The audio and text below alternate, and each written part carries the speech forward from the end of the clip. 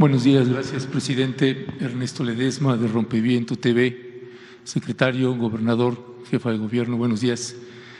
El primer tema que quisiera, de los dos que voy a abordar, es el caso de una joven que se llama Kenia Hernández, una activista indígena que lleva presa desde el 18 de octubre del año 2020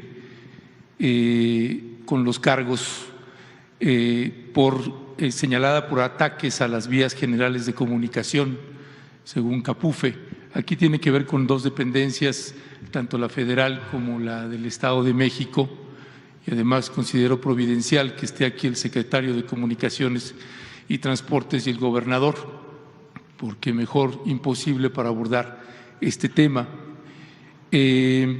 Todos los cargos son susceptibles de acuerdo reparatorio, todos los casos. En lo que toca a los cargos federales, se le acusa a Kenia de haber obstruido el paso, o más bien liberado las plumas de 4 casetas de Acapulco, de 3 casetas de Guanajuato y una caseta de Morelos. El Estado de México, el gobierno del Estado de México le ha hecho cargos por robo, por violencia, y presentaron 2 testigos, uno que la señala de haberle robado 500 pesos y otro un celular. En esos 2 casos, y señalada en las casetas Las Américas de Catepec y la caseta La Hortaliza de Almoloya, ha sido sentenciada por cada caseta a 11 años de prisión, es decir, 22 años de cárcel, y está recluida en un penal de máxima seguridad. Este caso ya se lo habían planteado usted hace un tiempo. Ambas casetas son concesionadas por OHL o Aliática, y en el caso de Kenia Hernández, también el abogado de Kenia pues también presentaron una situación de asuntos de género en el caso de Kenia, y el juez encargado del caso, el maestro José Miguel López Rodríguez, juez de distrito especializado en el sistema penal acusatorio, pues señaló que ante la aplicación de perspectiva de género para llevar este proceso, ha sido negativa la respuesta. Y eso ha sido porque es considerada en la argumentación del juez que la aplicación de perspectiva de género solo aplica a mujeres sumisas y que Kenia, por ser insumisa, no aplica. Ese mismo planteamiento hizo la funcionaria de la Secretaría de Comunicaciones y Transportes, donde además esto que estoy comentando consta en videos, y la funcionaria y la Secretaría de Comunicaciones y Transportes, a través de CAPUFE, dicen que Kenia es literal, por ser una mujer muy inteligente, es muy peligrosa y que por eso no puede estar libre. Esto con motivo de que Kenia tiene una licenciatura en Derecho. Es un caso de una joven indígena que no tendría ni siquiera que estar presa, mucho menos llevar 2 años presa, y si hubiera voluntad por parte de ustedes, ella podría salir hoy mismo. Y no solamente eso, hay un funcionario de CAPUFE que cuando se hizo la solicitud de hacer un acuerdo reparatorio, porque las comunidades indígenas se han juntado, varias comunidades y poblaciones, para pagar una indemnización por las casetas por haber levantado las plumas, y la Secretaría de Comunicaciones y Transportes se negó. La respuesta se hace de su conocimiento que no es voluntad de este organismo llegar a un mecanismo alternativo de solución de controversias. Y eso lo dice el licenciado José Manuel Campuzano Villegas, director jurídico de Capufe. No hay, ni siquiera quieren sentarse a un acuerdo reparatorio para que esta joven pueda ser liberada, incluso hoy mismo. Y pues consideramos que sí es uno de los casos flagrantes de tremenda injusticia hacia Kenia Hernández, hoy actualmente presa, y no se entiende además el ensañamiento que hay contra esta joven. Ese sería el primer caso en donde hay instancias federales y estatales que podrían intervenir en este caso. Y aprovechando la presencia del secretario de Comunicaciones y Transportes y del gobernador, preguntaría a propósito de esta empresa OHL, que ha sido señalada en múltiples ocasiones por el presidente Andrés Manuel López Obrador por actos ilegales en administraciones pasadas, sobre el caso del viaducto Bicentenario. Y la pregunta sería, ¿el viaducto Bicentenario de quién es? ¿Es de la Nación o es de OHL Aliática, hoy Aliática? Porque el abogado Paulo Díez Gargari ha demostrado en varios momentos pues que ese es un acuerdo que es inconstitucional y que esa autopista y que esa vía tendría que ser de la Nación y que si se generan ingresos tendrían que ser para la Nación, no para una empresa privada. Ese sería el planteamiento del primer tema y la pregunta que haría. No sé si hubiera alguna respuesta. Sí, mira, yo pienso que este caso podría verse con Rosa Isela Rodríguez, que es la encargada de ver este asunto, y pues el licenciado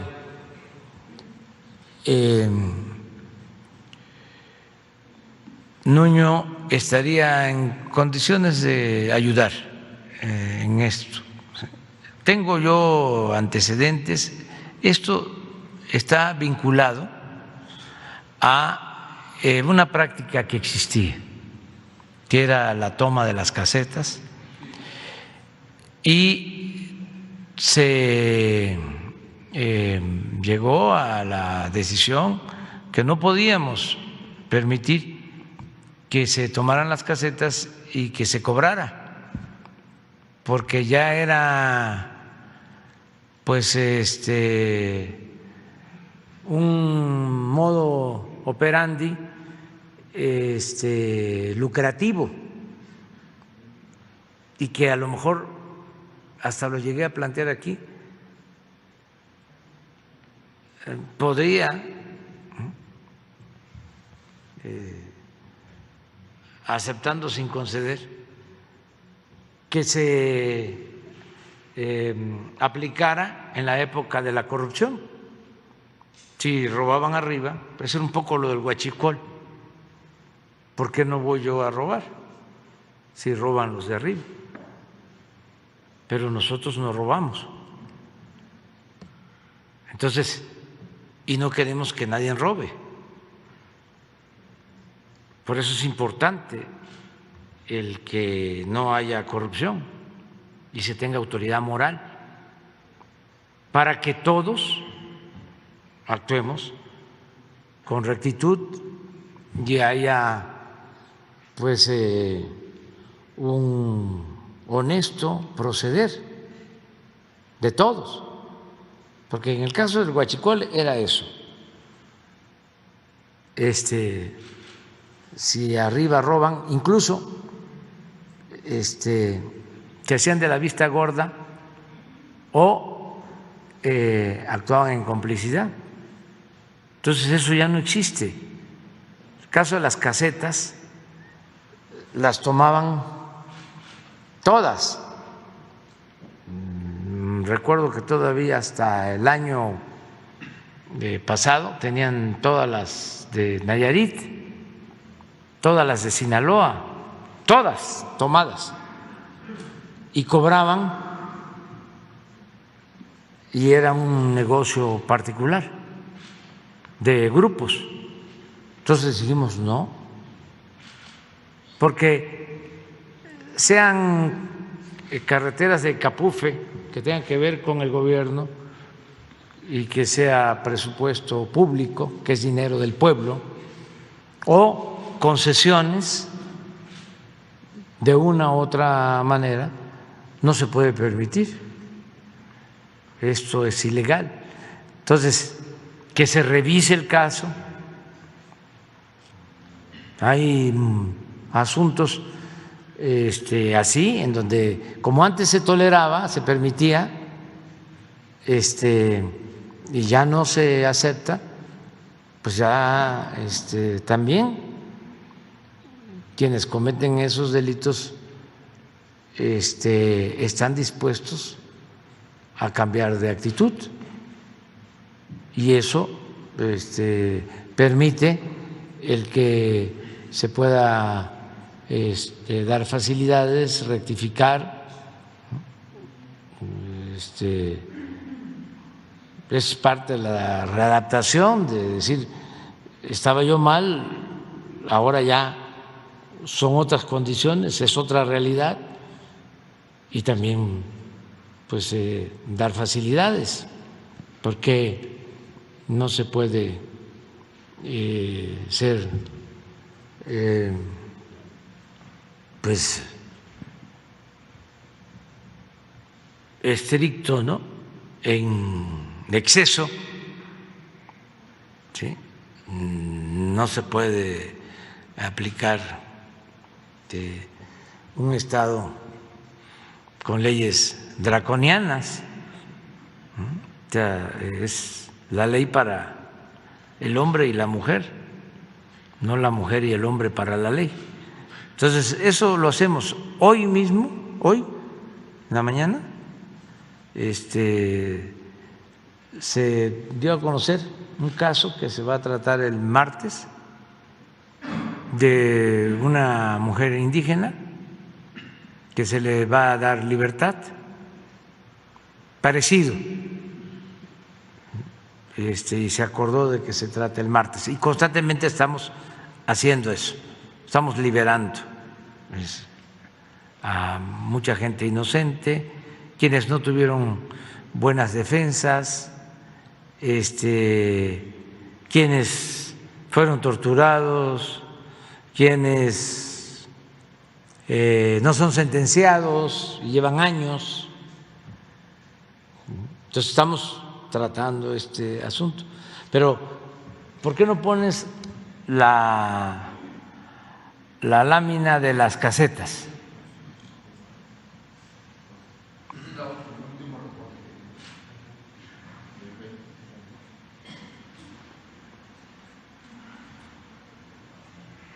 Esto es dinero en una buena proporción, en una buena cantidad del pueblo.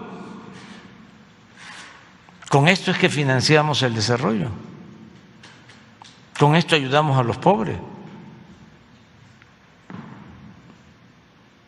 El presupuesto no es del gobierno, el presupuesto es del pueblo. Y nosotros, como funcionarios, como servidores, lo que tenemos que hacer es cuidar el dinero del pueblo.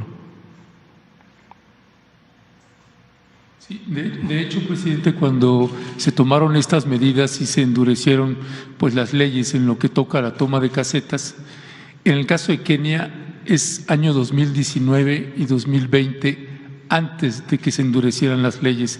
En el caso de ella ni siquiera aplica en esa parte. Entiendo lo que está usted planteando, lo respeto también, pero en el caso de ella ni siquiera todavía se endurecían esas leyes. Y dos, en lugar de cobrar, levantaban las plumas. Y la acusación que le decía OHL Aliática es que habían perdido 7,000 pesos. Y esa joven, Kenia Hernández, lleva 2 años. Vamos viéndolo. Vamos viéndolo, y te ofrecemos de que se le va a dar un trato justo y lo va a atender Rosa Isela. Y lo de OHL y la otra empresa, pues es una polémica que traen ellos, un asunto que lo debería de revisar Jorge Núñez. O sea, ya sé a lo que te refieres. Una explicación de legalmente a quién pertenece el viaducto Bicentenario, ¿no? Que haya de parte de Comunicaciones un dictamen sobre el tema. Yo coincido, porque es un abogado que sostiene que la concesión que recibió OHL es ilegal. Exacto. Y que por lo mismo, aunque ya OHL transfirió sus derechos a otra empresa, Aleática, que es la misma, son los mismos dueños. Sí, o ya cambió de nombre. Sí. Esta empresa, por la falla de origen, no debería de cobrar. Así es, ¿verdad? Porque la carretera es pública, o sea, es nacional. Sí, de los mexicanos, pues, que no es una concesión en sí. Entonces, que nos envíe, nos dé a conocer, Jorge, si te parece, ¿sí?, una situación de cuál es el punto de vista de la Secretaría de Comunicaciones sobre este caso. ¿Te parece? Muchas gracias. Y se da a conocer. Muchas gracias. Sí. El segundo punto, presidente, es sobre el caso de la Agencia de Noticias del Estado, Notimex. Pues ya han pasado más de 1000 días de la huelga en la que está y hay una serie de irregularidades que se han presentado ahí. Uno es los ámbitos políticos que suceden ahí, pero otra es los ámbitos legales y jurídicos y otra en materia de injusticias. Y yo tengo algunos comentarios y preguntas para usted en ese sentido y para la directora San Juana Martínez, que nunca aceptó una solicitud de entrevista aún con las preguntas presentadas por adelantado.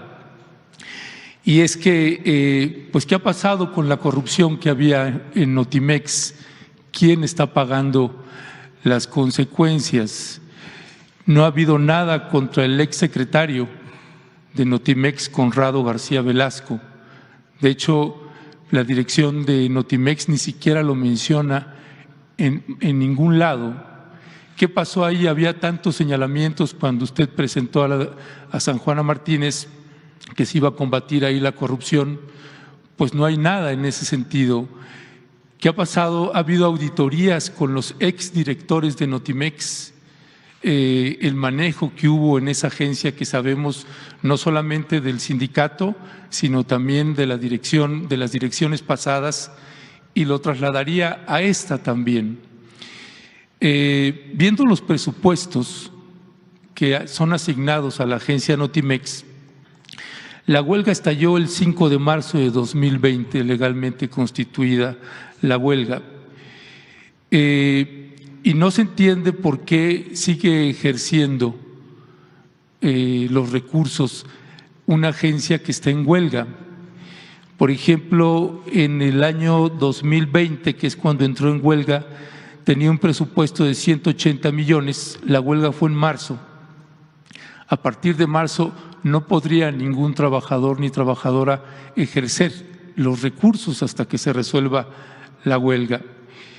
Sin embargo, se entregan los recursos, se usan los recursos y después en el año 2021 se le asignaron 158 millones, en el 2022 228 millones y para el año 2023 se le han asignado 195 millones. Son recursos que Notimex ha presentado y que ha usado, que ha hecho uso de ellos. ¿Cómo es posible eso si está en huelga? El otro punto es que durante la administración de San Juana Martínez han pasado 3 directores de la dirección jurídica, 3 directores de la sección de noticias internacionales, 2 directores de producción audiovisual, 2 directores de dirección editorial, 2 directores de dirección de comercialización, 2 directores de dirección administrativa. Todos salen con problemas con la dirección actual, todos y todas. Estoy hablando de los no sindicalizados, de los que entraron con la actual dirección. En el caso de todas las personas que salieron cuando se dio el conflicto en un inicio, no solamente todos salieron los que habían entrado con San Juana y que dejaron sus trabajos anteriores en una apuesta también por su gobierno, porque es gente que sigue simpatizando con su gobierno. Y en el caso de, por ejemplo, Manuel Ortiz, que era director de Noticias Internacionales, el acoso llegó a tal extremo por parte de la dirección de Notimex que él y su familia tuvieron que irse a vivir a otro país. Él y otros ex trabajadores y ex trabajadoras, a todas las empresas en donde intentan trabajar, les llegan cartas con las acusaciones que hacía la actual dirección de Notimex. No importa si es en Estados Unidos, si es en España, es un acoso tremendo a ex trabajadoras y ex trabajadores de Notimex. No pueden entrar, por ejemplo, a ninguna dependencia de gobierno porque reciben el acoso y cartas y señalamientos hacia sus personas, levantándoles infundios, delitos, etcétera, etcétera, en estas cartas, lo que se complica que puedan trabajar en otros lugares. Es gente, de verdad, presidente, en una condición de vulnerabilidad y de miedo.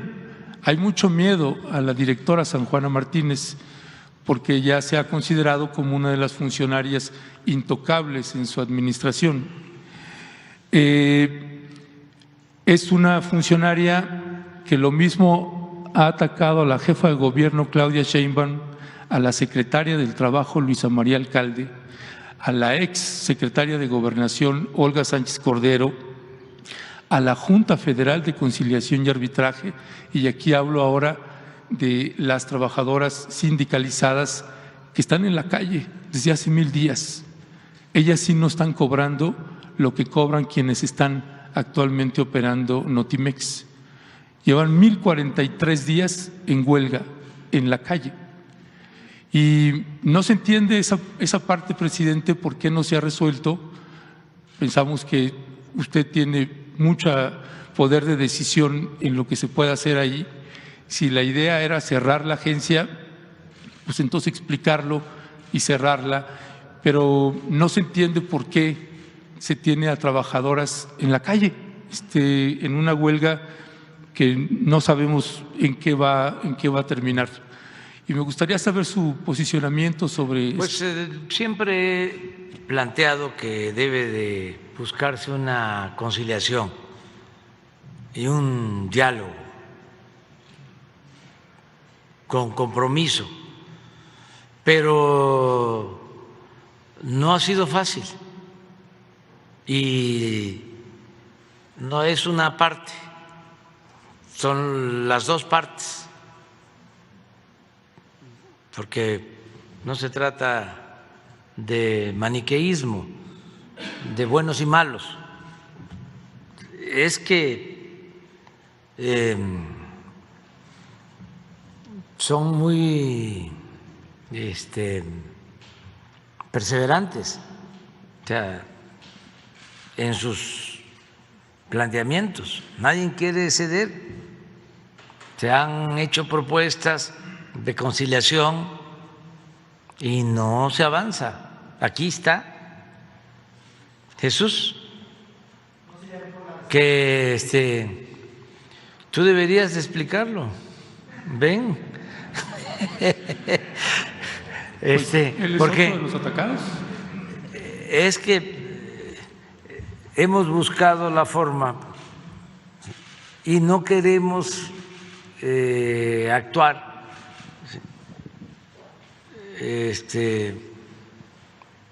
afectando pues a nadie. Esto, por ejemplo, que me dices de que tuvo que salirse del país un periodista, es la primera vez que lo escucho. Y la verdad, pues sí creo que no había necesidad, ¿sí? Porque hay libertades plenas y no se persigue a nadie. Y además, si fuese así, que mandaran cartas, como cuando despiden a trabajadores para desinformar sobre la conducta del trabajador, de que son trabajadores muy conflictivos y no se les dé oportunidad de trabajo, se les boletina, ¿sí? Eso es una medida autoritaria, ¿sí? Y si lo están haciendo, pues aprovecho para decirle que no tomen en cuenta eso y que aquí en el Palacio puede entrar quien quiera y a cualquier oficina pública.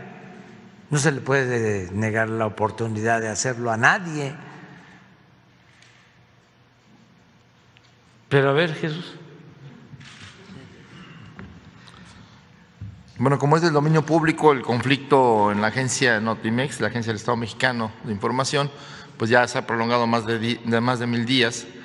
Y bueno, pues ha habido desde el principio, en un inicio se hicieron las denuncias conducentes por manejos irregulares, por la forma en cómo el sindicato se movía, que controlaba la propia agencia, pero todas esas investigaciones y denuncias están en la Secretaría de la Función Pública. Por lo tanto, ahí tendrían que dar respuesta a las consecuencias legales o económicas que haya lugar a los exdirigentes del sindicato de Notimex. En el caso de la huelga, que por despidos o por aparentes despidos injustificados y por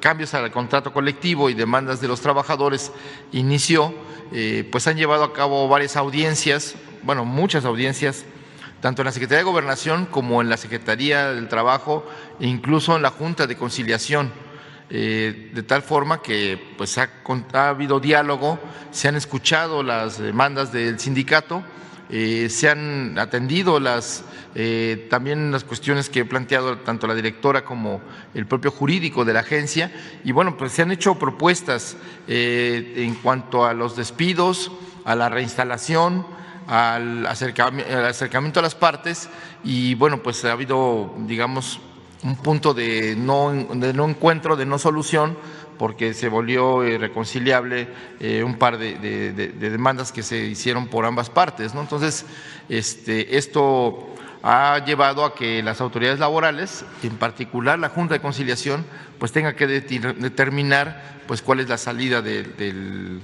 conflicto, y estamos en eso. Incluso había un litigio sobre la legalidad o no de la huelga. Todo eso está en manos de la Junta de Conciliación. En ese proceso estamos, en un impasse, esperando la resolución de las autoridades laborales, y pues también pues hacemos un llamado a que pues, las partes puedan acercar, digamos, y flexibilizar sus posturas de tal manera que se pueda llegar a una solución en el caso de la agencia Notimex.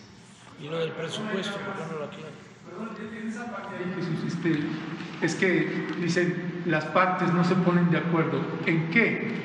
¿Qué parte se está pidiendo en la dirección de Notimex que no se ponen de acuerdo? Porque la Junta Federal de Conciliación y Arbitraje, los 42 juicios laborales ya falló a favor de las trabajadoras. Todo, y la Junta Federal de Conciliación y Arbitraje ha fallado prácticamente en todo a favor de los trabajadores y trabajadoras. No se entiende por qué no hay una transparencia en ese proceso. No, bueno, sí hay transparencia, y son más juicios, son más de 80 juicios laborales por despido. Entonces, sí, efectivamente ha habido La Junta ha fallado a favor de estos 42 trabajadores, aún están pendientes otros fallos respecto a los despidos, y justo precisamente en términos del número de despedidos y su liquidación o su reincorporación era el tema de, digamos, de tensión o de conflicto y de no conciliación. Se hizo una lista donde se intentó hacer un acercamiento, porque bueno, hay juicios que tienen que ver no solo con lo laboral, sino también con el desempeño, y ha habido denuncias, ¿no? Entonces, lo que se buscó era una solución negociada, y se llegó a un punto de no retorno en la medida en que ninguna de las dos partes aceptó la propuesta que se hizo desde la vocería y desde la Secretaría de Gobernación, cuando ya nos habíamos acercado bastante, ¿no?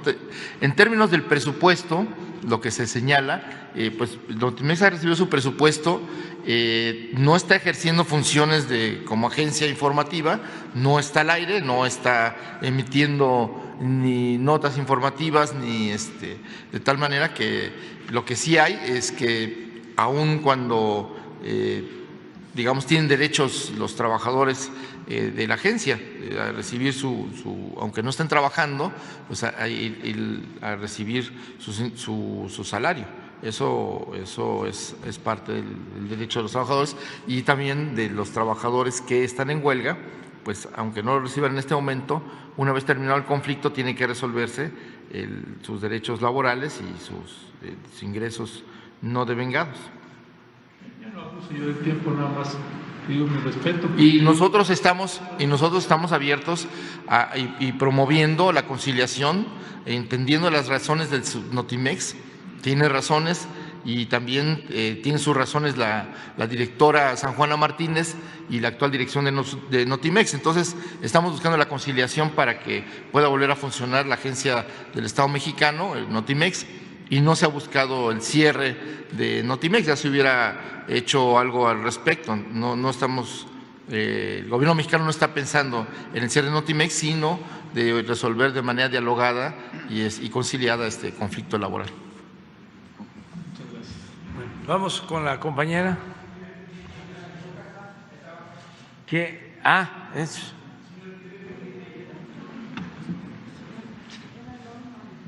Gracias, señor presidente. Buenos días, gobernadores, gobernador y secretario. Mi nombre es María Luisa Estrada, soy del estado de Jalisco, del medio de comunicación La Grillotina Política. Traigo varios planteamientos, pero me voy a ir rapidísimo. Antes que nada, yo quiero que quede claro que aquí no es protagonismo ni mucho menos, pero como dirían por ahí, pues es que yo traigo otra información muy diferente a la que casualmente se está planteando el día de hoy. En referente al tema de la dirigente pues de Sur Notimex, Adriana de la Urrea, hay situaciones y muchas irregularidades dentro de ese planteamiento. ¿Por qué? Porque yo lo viví de cerca y resulta que, pues, por ejemplo, también hay varios cuestionamientos que se los he hecho en su momento a la que está dirigiendo la huelga.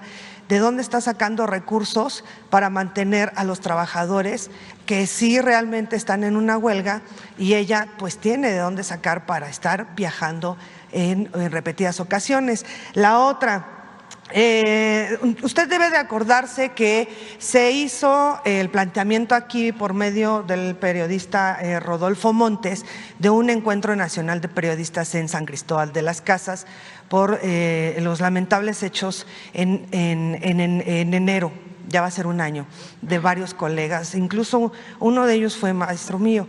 Pero bueno, el punto es que muchos compañeros periodistas de provincia fuimos porque la convocatoria era de que nos iban a dar voz, porque íbamos a ser escuchados. Y los periodistas de provincia fuimos los que dimos la difusión, porque nadie de los medios quiso, importantes, tengo que plantearlo así tal cual. Y muchos compañeros están desplazados, refugiados, fuera del extranjero, y nosotros creímos en esa convocatoria y fuimos. Y resulta que nos llegamos a encontrar en una situación en la que fuimos utilizados y engañados. ¿Por qué? Pues porque esa convención era para empezar a posicionar tanto a Rodolfo Montes como a Adriana de la Urrea para manejar una hegemonía fáctica sobre el periodismo. Estoy siendo muy consciente y hasta ahorita me ha costado mucho trabajo ganarme el respeto. Una de las cosas que me enseñó mi padre, que en paz descanse, y que él falleció hasta el último día de su vida sirviéndole a la patria, fue: jamás mientas, porque quien miente no, es muy difícil volver a levantarse. Entonces, de lo que sale de mi boca lo sostengo con los hechos y lo sostengo con pruebas. Fuimos engañados, fuimos utilizados y resulta que muchos compañeros se les prometió que en San Cristóbal de las Casas había un recinto en donde se les iba a dar refugio y en donde había personas refugiadas y iban a estar tranquilos y en paz. Muchos creyeron en eso. Hubo compañeros que vinieron de Panamá, de El Salvador, de Guatemala a exponerse. Compañeros que en su momento fueron entregados por sus escoltas al crimen organizado y sobrevivieron. Esos compañeros que muchos los han linchado en redes sociales, pero no entienden que es natural su resentimiento contra el sistema, porque el sistema en años anteriores les falló.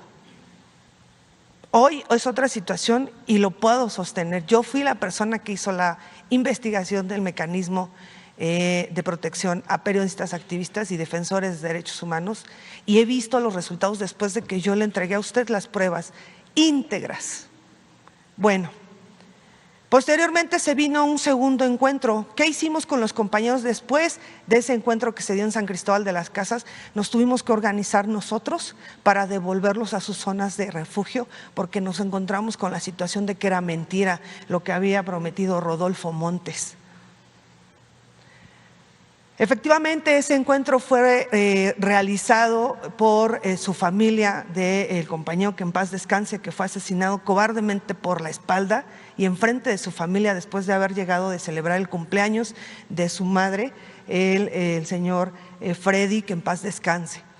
Pero también constatamos que fue utilizada la familia de Freddy.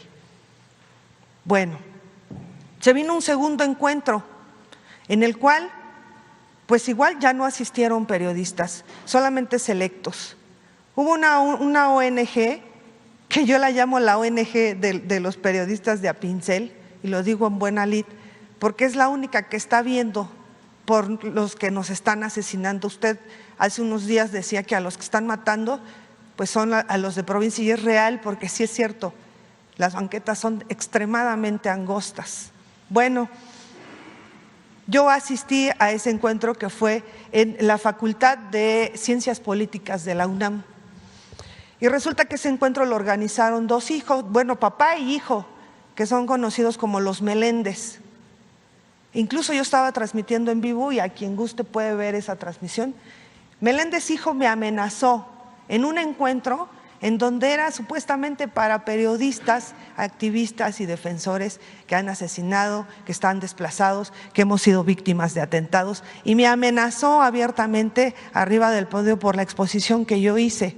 ¿Cuál fue mi exposición? La que he mantenido hasta el día de hoy, que las ONGs como Artículo 19, Periodistas Desplazados, Reporteros Sin Fronteras y la Unión Europea, mientras más sangre derramada exista de nosotros es mejor para ellos, porque para ellos somos cifras.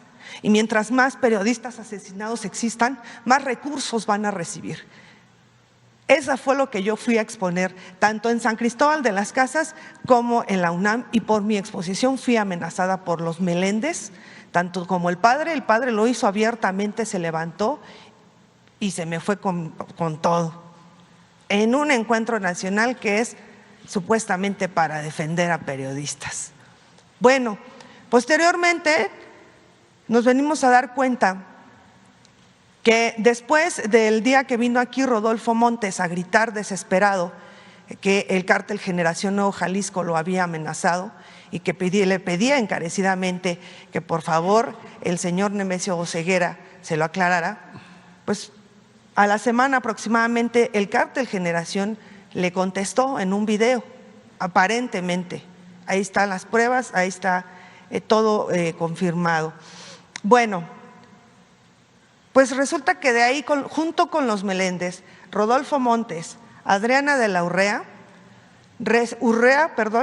resulta que están haciendo un documental con Netflix, en donde van a vender la idea, pero para empezar ese documental lo van a reventar en el 2024, justo cuando se viene la fecha de la carrera presidencial de este país.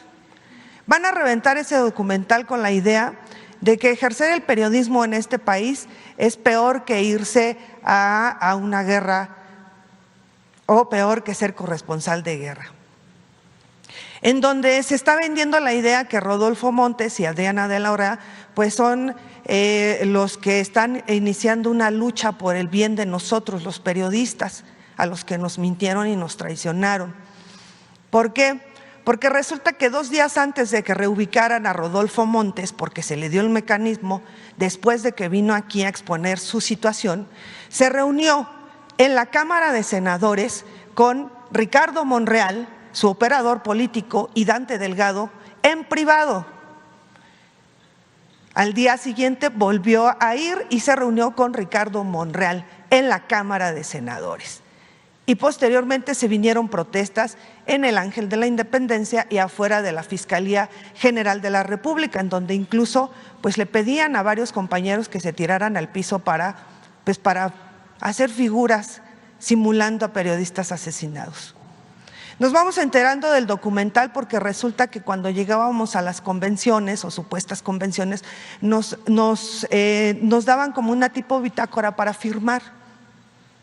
Resulta, y esto también que le quede claro a Netflix, nosotros no estamos dando, y digo nosotros porque tengo el consentimiento y el respaldo de los más de 200 periodistas que asistieron al primer encuentro. De este último ya no fueron más, ¿no? Pero nosotros no sabíamos que al estar firmando supuestamente una hoja de registro, estábamos cediendo nuestros derechos y nuestras imágenes. No estábamos enterados de eso, y eso que le quede muy, muy claro a Netflix. Y el productor que está haciendo este documental, porque incluso el compañero Rodolfo Montes se va, pues ya la semana que entra, a España, casualmente en la misma beca que consiguió la compañera Reina Aide. Se va el 31, me parece que de enero, si no estoy mal, y se va con la versión de que pues por iniciar una lucha a favor de nosotros los periodistas desamparados de provincia, pues el gobierno, el actual gobierno se le fue encima. Estamos nosotros todavía investigando la situación. ¿Por qué? Porque se puso en riesgo muchas vidas de muchos compañeros que fueron timados y utilizados para tratar de formar un medio hegemónico fáctico. Ahora, referente a esto, yo le preguntaba una vez a Adriana de la Urrea, bueno, si estuvieras tan preocupado por los compañeros que de verdad sí están haciendo huelga y que de verdad no están percibiendo ni un centavo, ¿por qué no renuncias? Mi pregunta aquí con todo este planteamiento, señor presidente, es: ante la situación de Notimex y Surnotimex, ¿no ameritaría una decisión salomónica por parte de usted como presidente de la República? Ese es mi primer planteamiento. Pues sí, pero vamos a ver qué resolvemos. Lo vamos a atender. Y año nuevo, vida nueva. A lo mejor entrando el año podemos resolverlo. ¿Sí? Sí hay voluntad de hacerlo, pero queremos que sea mediante el diálogo y un acuerdo. Y eso es lo que vamos a procurar. Le voy a pedir a Jesús para que se retome el asunto, ¿no? Es importante que se conozca, que se sepa, que se escuche bien y que se oiga lejos, de que nosotros siempre vamos a respetar la libertad de expresión, la libertad de manifestación de ideas, la libertad de prensa, siempre. No hemos censurado a nadie, pero no ahora, desde que estamos luchando. Fui jefe de gobierno, no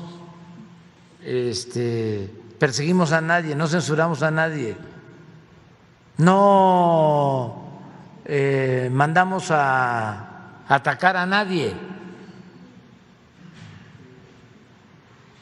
no tenemos periodistas alquilados, comprados. Y por eso no pasa nada. Tenemos diferencias porque el periodismo, con honrosas excepciones, estaba por entero entregado a la mafia del poder en México, del poder económico y del poder político. Pues no hace falta ir muy lejos, porque hay un grupo de periodistas tan ricos en el país.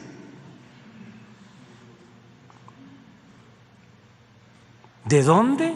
Ahora sí que, como diría mi paisano Chicoche, ¿quién pompó?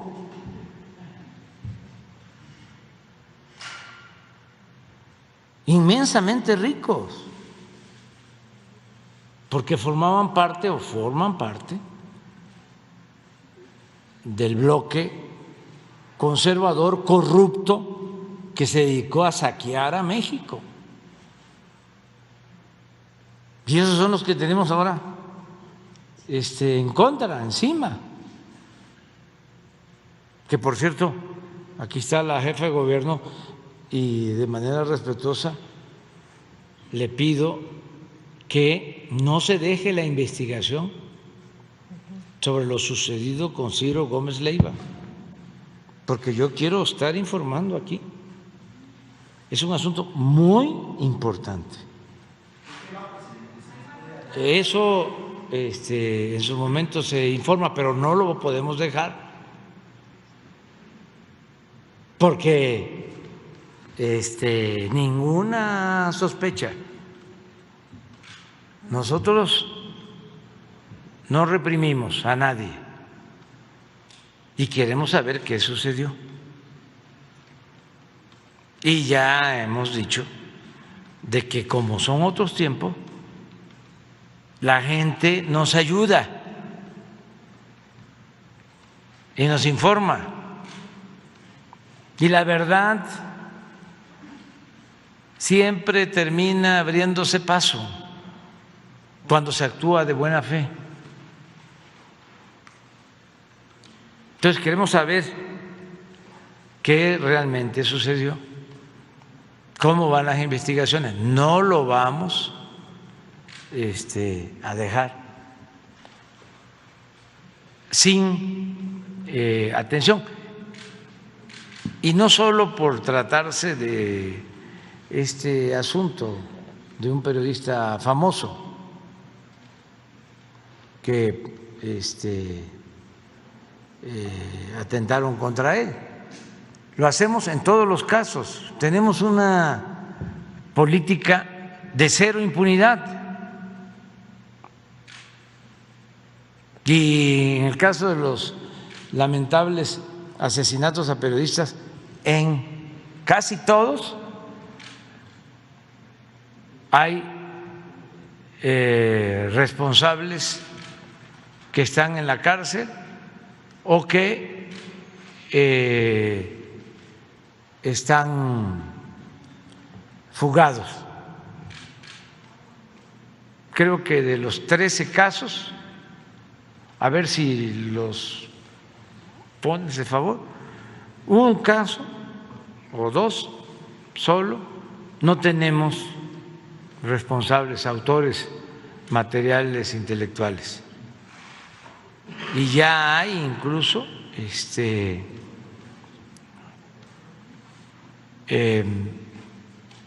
juicios, ya están sujetos a proceso.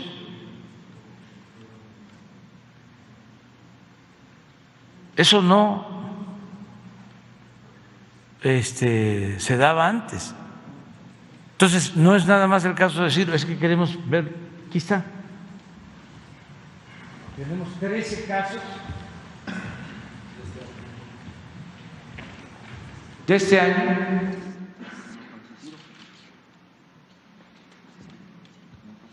Y en casi todos, mire, detenidos o buscados. Este es el que hablaba de Victoria, que nos ha costado más, de Ciudad Victoria. Un conductor de un programa de radio. Sí.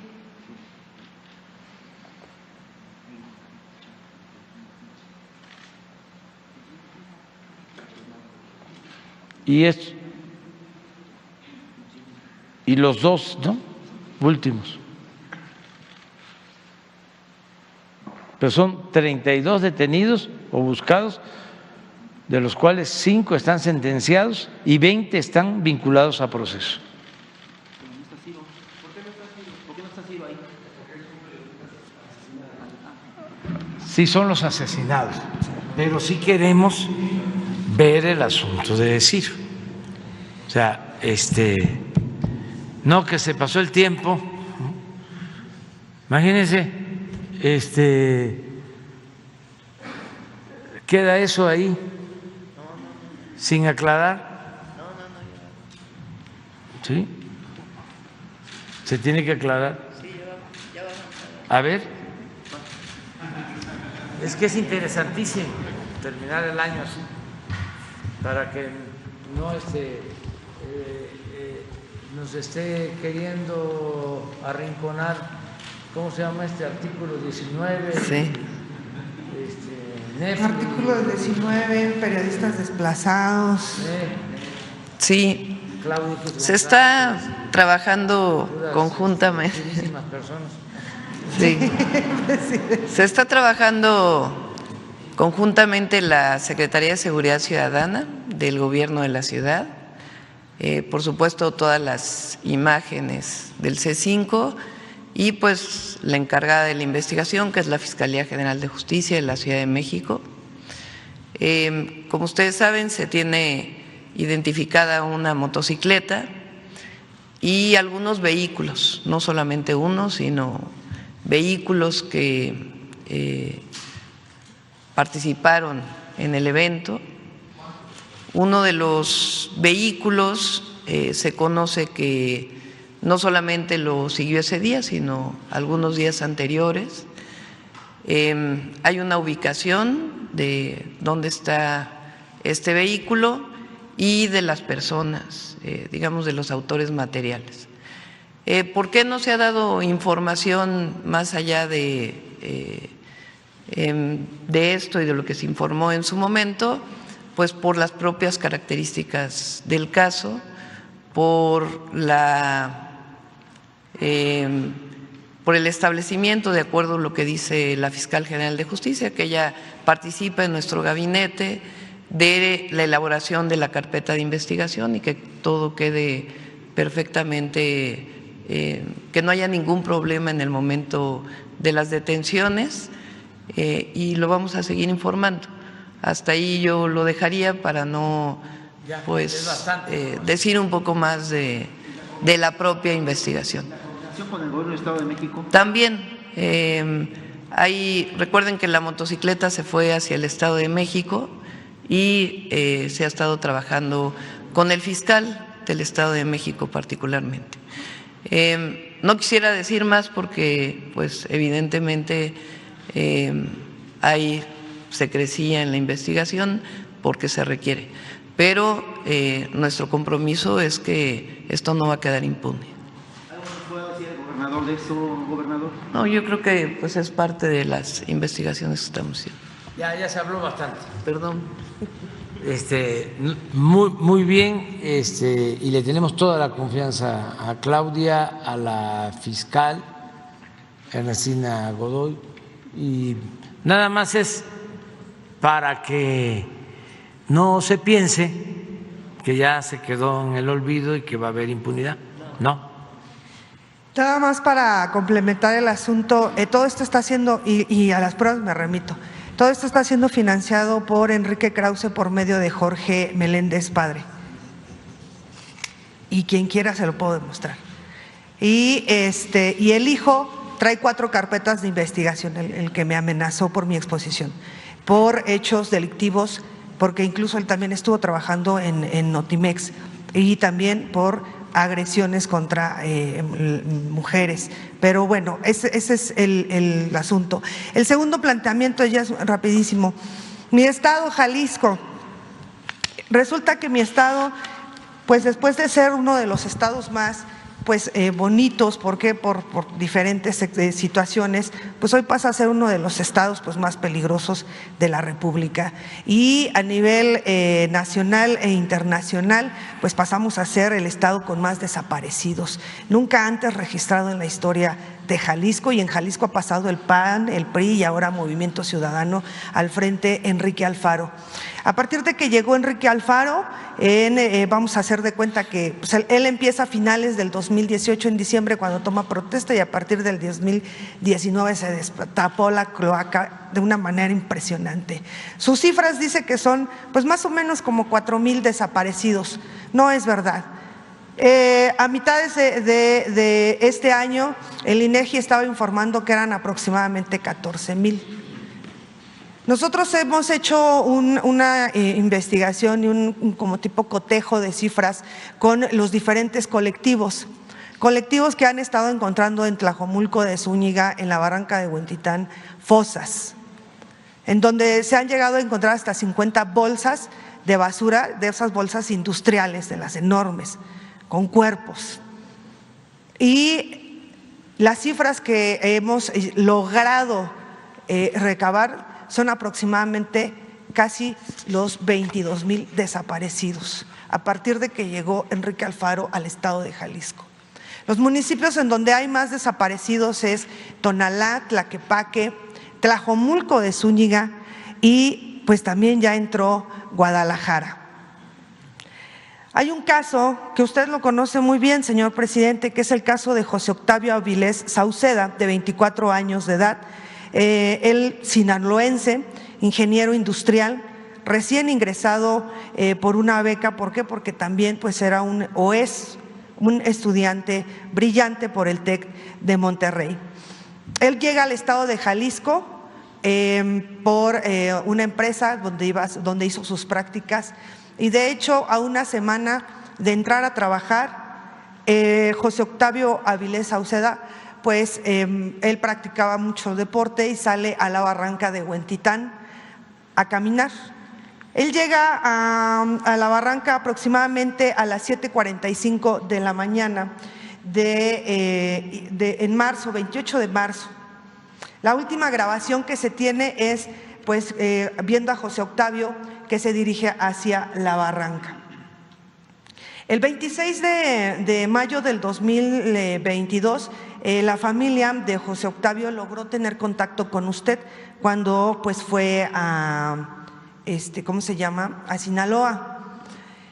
Incluso la señora le entregó una carta. Usted en su momento le pidió a la secretaria Rosa Isela que recibiera a la familia.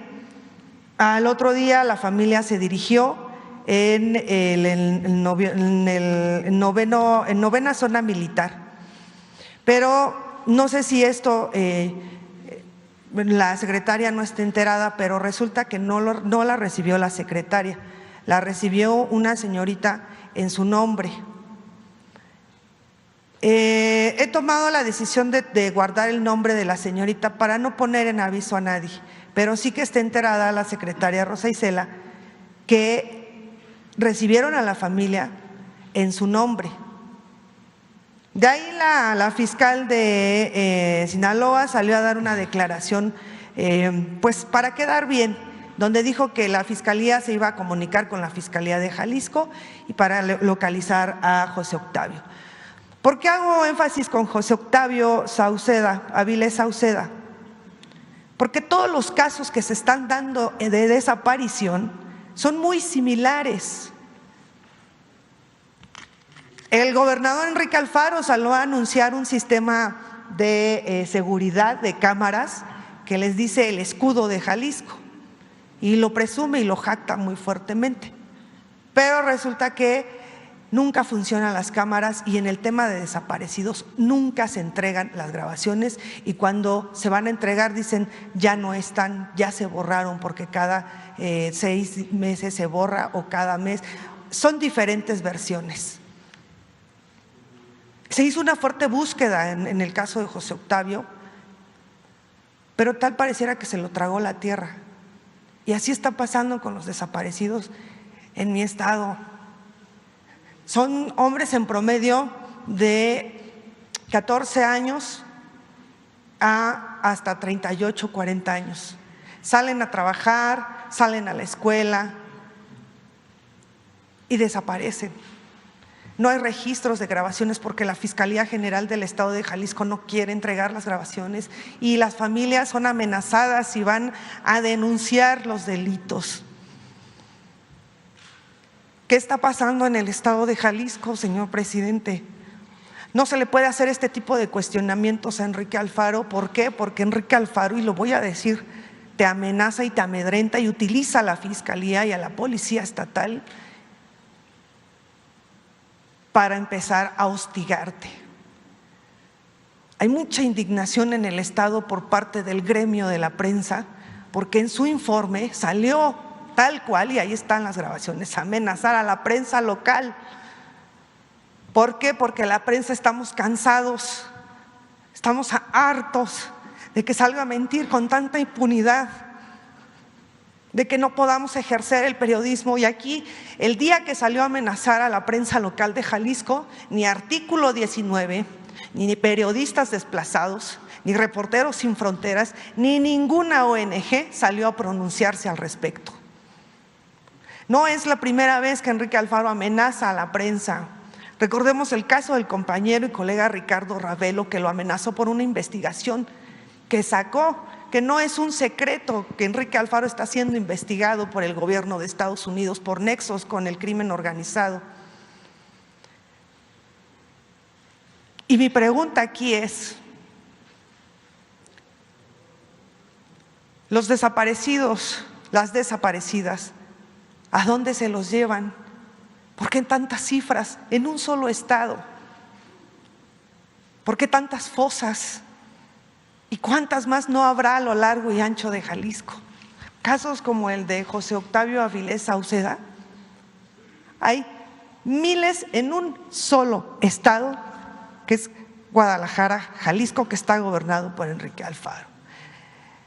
La versión es o se los lleva el crimen organizado, o se los llevan redes de tratas de blanca, de prostitución, pero también está el otro tema que a muchos les da pavor tocar, pero hay que decirlo, también existe el tráfico de órganos. Ojalá un día pudiera explicar el secretario de Salud cuáles son las medidas que se llevan cada que se realiza un trasplante de órgano, cuáles son los estados que han aumentado el trasplante de órganos, cuando sabemos que es un tema muy complicado para que alguien quiera donar. Milenio, a mediados de este año, sacó una nota que uno de los estados que había aumentado el 34% del trasplante de órganos es el Estado de México. Pero también el Estado de Jalisco ha aumentado de una manera importante el trasplante de órganos. ¿Cuáles son las regularidades que se llevan para esto? ¿Cuáles son las medidas? ¿Cómo se rastrea? ¿Cuál es el control que se lleva referente al tema del trasplante de órganos? ¿Y qué está pasando en el estado de Jalisco, señor presidente? ¿Qué está pasando? Gracias. Bueno, pues miren, en este caso creo que para dar respuesta sobre tus preguntas. Le vamos a volver a pedir a Rosa Isela Rodríguez que platique contigo y que se aclare. Ella es la secretaria de Seguridad Pública. Yo lo que quiero es dejar de manifiesto de que aquí se expresan opiniones sin censura. Esta es una conferencia, un diálogo circular completamente libre. No hay censura en general.